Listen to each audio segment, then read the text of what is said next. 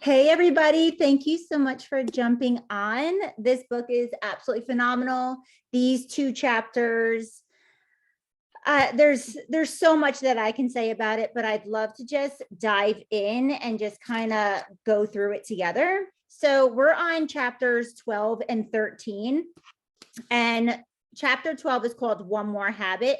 And I absolutely love the quote that they started off with. I was like, this is such a bomb quote. And it's by Benjamin Franklin. It says, your net worth to the world is usually determined by what remains after your bad habits are subtracted from your good ones. So it's allowing your brain to heal basically by getting those bad habits out and giving it more energy to focus on the good habits. So on 151, he says the brain's DNA is hardwired to protect you by conserving mental energy whenever it can. Saving energy means that reserves can be applied to other parts of your life where more brain power is needed. So doing those mindless tasks that you really don't have to use a lot of brain power is going to help you tremendously by conserving the energy for things that you really need to focus on. He also says on page 152, habits are a direct result of your brain subconsciously taking actions in a way to ensure that you'll use less energy to get the desired outcome. So you're putting in less work and getting more in return by just flip-flopping. So you really have to be focused on what you're putting all of your energy into. Is it benefiting to you? Is it helping you? Or is it just draining you? And you will get more results by less work by making those habits just a little bit more positive. So on page 154, he says countless types of activities are habits. You don't think about them, you just do them. And many times those habits work out just fine for you, but not always. Sometimes you develop bad habits and they don't end up serving you well. So that's what we were just talking about. So when we think we're doing things as good habits, sometimes they actually shift and they become kind of like buffering. It's more of a bad habit is more like buffering. It's that, playing a game instead of reading a book, or doing whatever it is instead of getting the things that you need to get done. So going on to be intentional about your habits. And he says, habits are reflexive. And a quote that Octavia Butler says is, forget inspiration. A habit is more dependable. Habits will sustain you whether you're inspired or not. They will keep you sustained. And he also says that the biggest separator in life is not motivation or inspiration. It is the habits you create to get you through those days when you really don't feel like doing the things you need to do to be successful.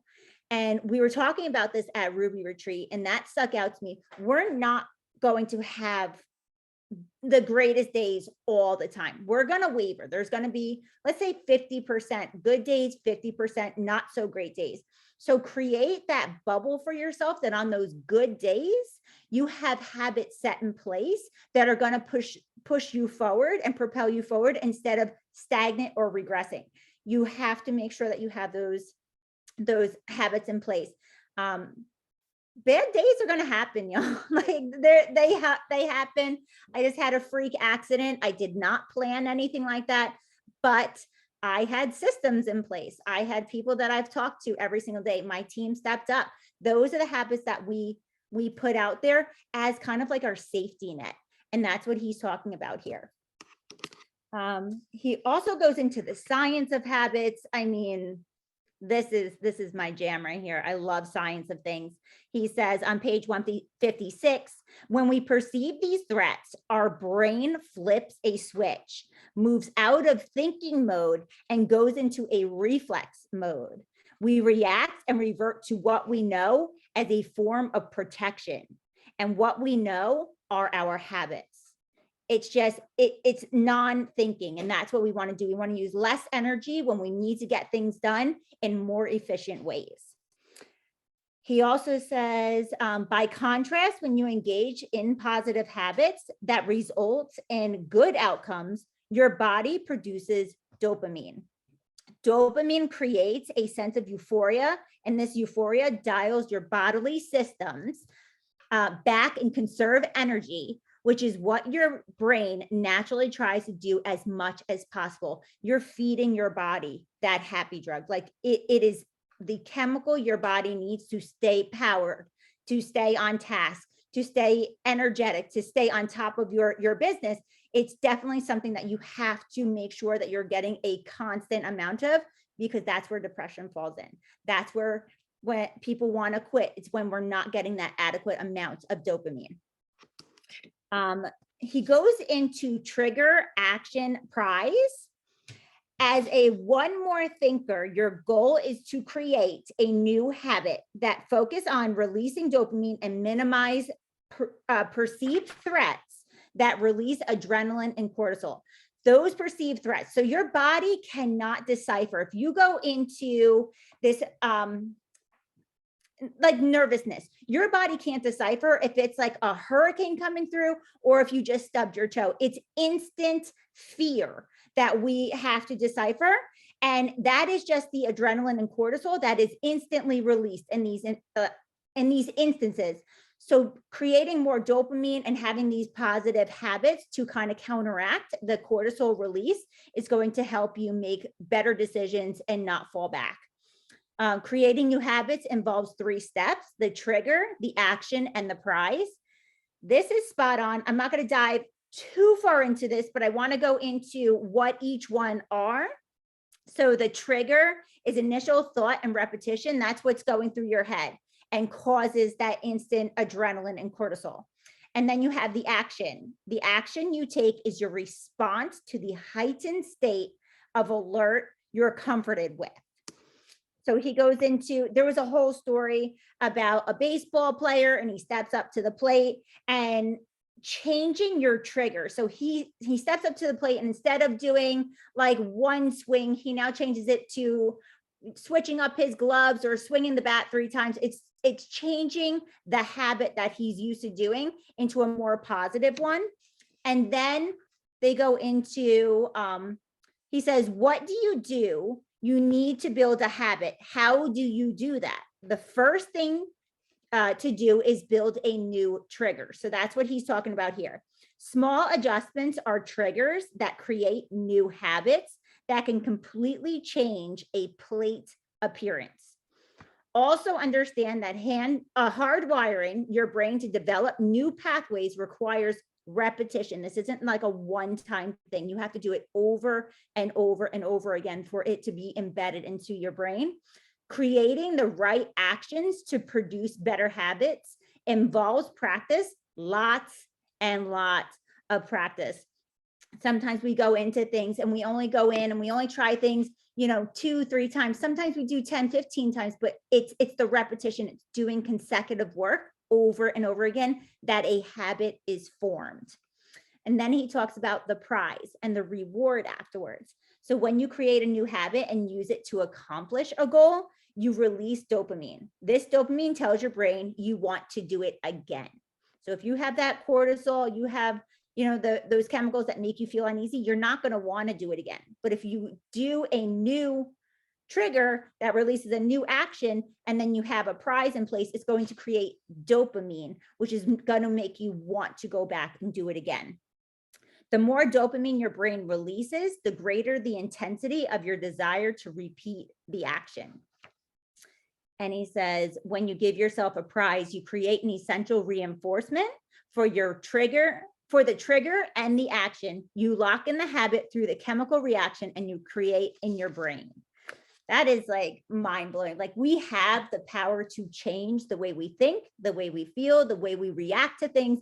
It's all intentional work and it takes a little bit of time, but it's well worth it. So going into chapter 13, one more multiplier. I have a lot highlighted here, so I'm going to go quickly, but he says on page 166, change is natural. I've always hated change. I have so much instability with military life. Change is not something that I truthfully like. And I've been building kind of like my boundaries, but also accepting change, because he says, don't fear change. When you accept a new reality, the most amazing things can happen. And that is really true. That is really true. If you have a new mindset, or if you read a different book, or if you're doing something, you're changing your systems or talking to somebody new, change is good and it should not be feared. And great team chemistry produces a multiplier effect. Bad team chemistry will burn your efforts down to the ground. It's so important to have culture on the team. It's so important to build together, run together, work together. They said, I'm not looking for the best players. This was after the Olympic hockey game, and they were talking to the coach, and he says, I'm not looking for the best players. I'm looking for the right players. It's not people that are going to fly to the top. It's not people that think they know it all. It's people that are there consistently running with you and wanting to learn. It can be a slow and steady pace, but those are going to be your hard people. Those are going to be those ride or die people that are going to be there to the end with you. It doesn't matter how fast they come in. It's consistency and commitment that means the most. So commitment to long-term success is essential. Talent alone will not carry the day. So it can be learned. You can't learn, like we were talking, like consistent drive. Like you have to have that self-driven mindset. You can't teach that. You can teach skill sets, but you can't teach the mindset. And those are the people that we're looking for. In your business, your personal relationships, when you attract the right person who complements and elevates your natural state, the sum of that partnership is greater than the sum of the individual parts. They always say better together, right? Better together. That is so true. If you mesh, if you connect, if you have open conversation, there's no chance that you're not going to go where you want to go.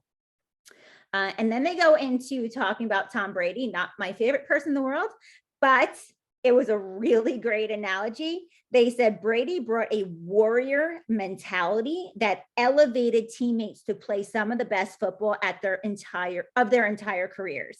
Their will to win completely changed with Brady added to the mix. Brady became the ultimate one more multiplier. So there was this team. They were not doing well at all. They added one person to the team, and one person that had a great mindset, that had he was goal oriented. He knew where he was going. He wanted that Super Bowl ring, and he convinced the team they were just as good as him. Even though they've been losing for years, he convinced this team that they were just as good, and they rose to the top and they won the Super Bowl. That's pretty incredible. One person can change that. And that's what we're looking for. Be the change, because we don't want to change. We don't want to fear change. Be that change to change that whole dynamic for your team. He did a lot of analogies about sports, and he says, lock in on this: one more multiplier, attract one more multipliers. If you are that one more multiplier, you will create and attract yourself. If you have that mentality, people are going to want to follow you. If you show up wishy-washy, nobody's going to want to follow you. Show up confident and be the one multiplier that you want to recruit and look for. And adding the right kind of one more piece creates one more multiplier effect. On pages 172 and 173, he goes down, he says there is a trickle down effect when people buy into the leadership a one more multiplier brings to a team. And he goes through a couple things. So he says, educate them on the bigger picture, give them a voice to contribute, let your people talk. Everybody brings something to the table. Create a framework of autonomy. I can't pronounce the word. Remember obstacles and let them be the stars at what they do best. Challenge them to compete at a higher level. Raise your people. Don't keep them standard. Raise your people higher. Hold them higher. They can do good things. They can do big things if we show them that they can. As a leader, you need to be sure you check your ego at the door. Amen. Be sure to listen for feedback. Listen, communication is key. And most of all, learn to let go at the right time and when to lead at the right time. So that was some of my biggest takeaways from these chapters. There was so much goodness in here, and it kind of raised me higher as a leader and wanted me to be better for my team. So I'm going to go into my first question. I didn't drop them in, so sorry. But my first question to everybody is, what habit have you set in place to help you conserve energy? I'll hop in here. I don't know if you're going to ask another question about triggers and stuff, but ever since Noah started school, it actually has helped me so much because it's helped me to create triggers and then the habits and the whole cycle of that, the action and the prize. So like in the morning, I get up before anybody else. So that way I can get ready for the day. And while I'm putting my makeup on, so that's like one of my triggers. Cause I always brush my teeth, put my contacts in. Usually when I get up, use the restroom, like whatever. So it's like when I do my makeup, I'm like, okay, turn on, and it differs. Sometimes it's training, sometimes it's podcast, something that's like filling me up. And so that's like a trigger, makeup and do something. And then it's like, oh, I've done, filled myself up. And then I take him to school and stuff. And then when I get back, I already have my makeup on and I'm ready, but I also have my workout clothes on, ready for the day, whatever. I do my breakfast, and that's a trigger. When I sit down to eat my breakfast, I grab my book and I read my pages. And so then I finish it and then I feel so good. And I'm like, yes, I got my reading done.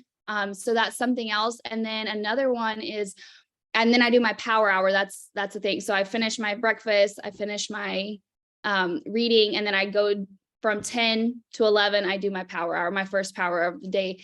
But then my last one that I've really incorporated that's helped is as soon as Bella goes down, and that does differ, I don't have a set time, but when she goes to sleep, I go mix my pink drink and my active, and I am like ready to work out. Like I don't even think about it because I do not like to work out. And so I don't let my feelings get in, but I'm like, oh, she's asleep. All right, let the cycle. I'm going to go mix my drink. Here I go. I'm going to go work out, and I get my workout done. And so it has really helped me with habits and stuff. And I've never been a person to follow habits. So it's been great. So habits to conserve energy, I feel like that's kind of habits to save time too. So multitasking has always been my favorite. What can I do while I'm folding laundry? Like, how can I always on the phone while I'm driving? Or today I just got a whole shopping cart of stuff from Costco while doing a coaching call. Not my ideal, but I didn't have very good timing and I just had to get it done. And so I did it. And I think multitasking is one of the biggest secret weapons to getting a lot of things done. Combine a brainless task with something that you can think about. Don't try to think about two things at once. That is how you're going to make yourself go crazy. But if you can do something like dishes or laundry while doing some sort of work, I think that's super helpful. And I loved on page 172. Page 172 and 173 was super good. Leaders don't create followers, they create more leaders. If you're seeing a leader who just has a bunch of followers, that's basically a cult. That's not a leader. And that's a huge problem. So stay away from that, and then make sure what you're doing is creating leaders. This is probably my favorite topic in this business, because I understand the law of multiplication from John Maxwell, and this is just how to multiply your impact, all of it. I love it. So those 2 pages were my favorite.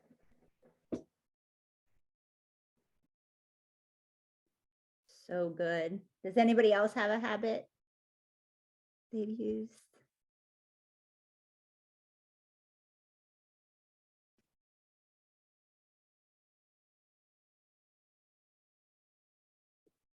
I mean, people have kind of alluded to it, but if I'm driving in the car, I'm almost always listening to training. Like, I can't remember the last time I've listened to music. Occasionally I'll do calls, but like driving is my trigger for training. I have to agree. I love listening to training in the car. Anybody else have a habit that conserves their energy? Okay, I'm going to move on to our next question. Have you ever been part of a team where you or the multiplier, or somebody else on your team was?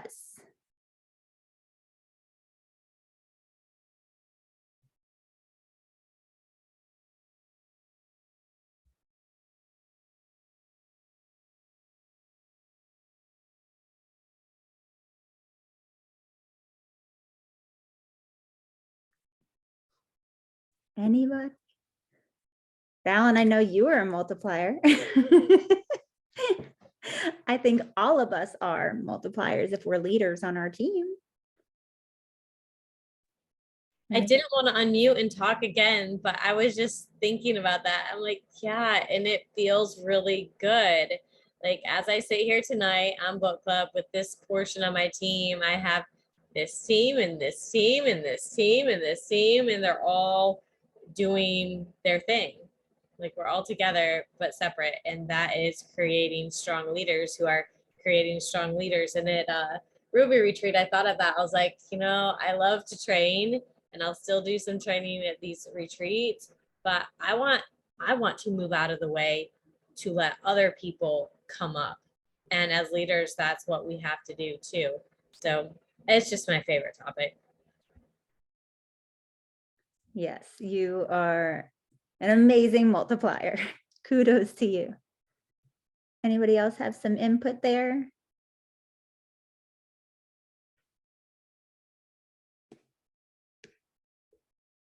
Okay, I'm going to go into our last question, and it kind of goes into what Kylie was talking about. And I asked, do you have a trigger action prize plan that you currently utilize?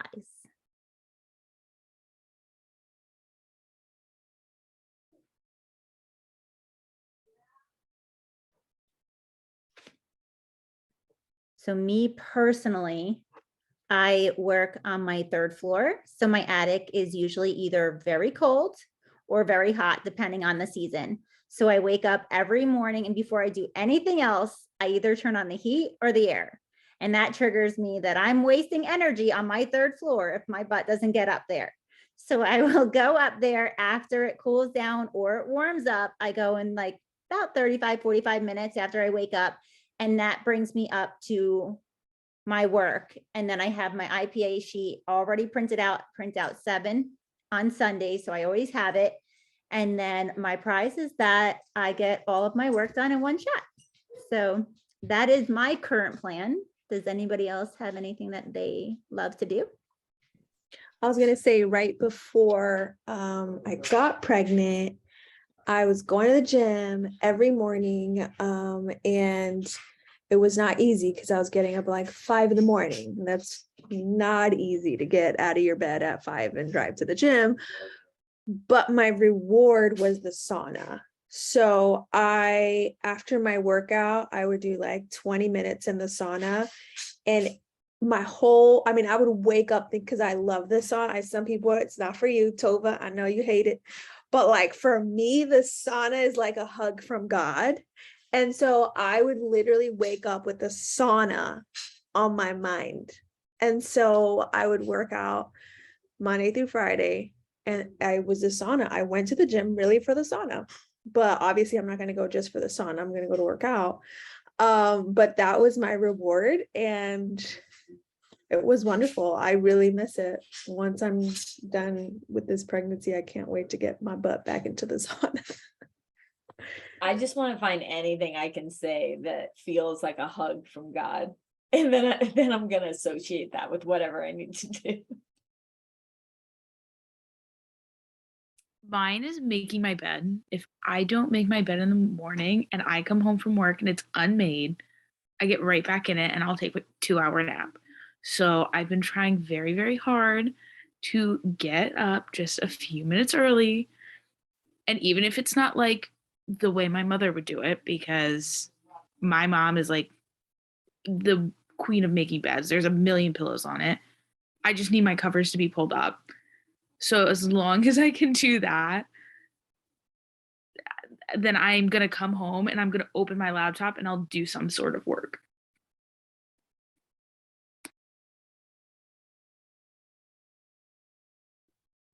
That's For me, checking something off my list was always enough. Like I like to write things down. So I don't write the things that I need to do for the day. I write things down as I do them. So when I do a coaching call or I do the laundry or I go get groceries, I will write it down so my calendar looks full of things that I've done. And that was a reward for me. The other one was kind of like Natalie's. Music. I love listening to music. And so I would not let myself listen to it unless it was while I was working out. So in order to listen to music, I had to work out. And I haven't been listening to music lately because I haven't been working out. But it did work for a while, for years. Then I got off that habit. I need to get back to it. I think mine kind of tied into what Fallon had said before about multitasking, because with two little ones, I utilize naps to my fullest capability right now. So they're on different schedules sometimes, but if I could get them down together, I shift my IPA. So if I had it set up for a different part of the day, but they're both sleeping together, I just rearrange right in that moment and get as much done, and even housework all at the same time, because once they're both up and moving in different directions, my team is on here, they could vouch. They've seen my children running around in the background. I'm just like, okay, so we're just gonna keep moving with this coaching call right now. Like, and they're like, how is, I was like, as long as they're not hurting themselves, like, we're just gonna keep moving, because that's just the stage of life I'm in, but I still want to give 100% when I have the time. And so I think naps right now is like my reward. If I could get them both down together, I just feel so accomplished, because I just start moving at the speed of lightning and checking everything off my list. And if I have to adjust my schedule, like for what I had planned, I just do it in that instant, because it's such a rarity and a blessing all at the same time. So I just kind of use pockets of my day that present itself. I just go with it. You know, even if that wasn't the plan, it's like, oh my gosh, they're both sleeping. Even if I have 15 minutes, let me do all that I could do, you know, within that 15 minutes. So that's been my biggest thing right now in this season. Who knows? It might change in the next couple of months once Liana goes to school.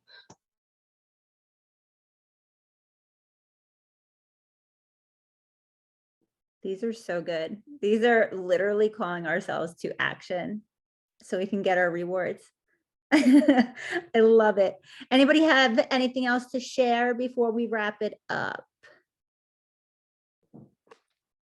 Anybody? All right. Well, thank you all for jumping on tonight. And next week we have 14 and 15. So we'll see you there.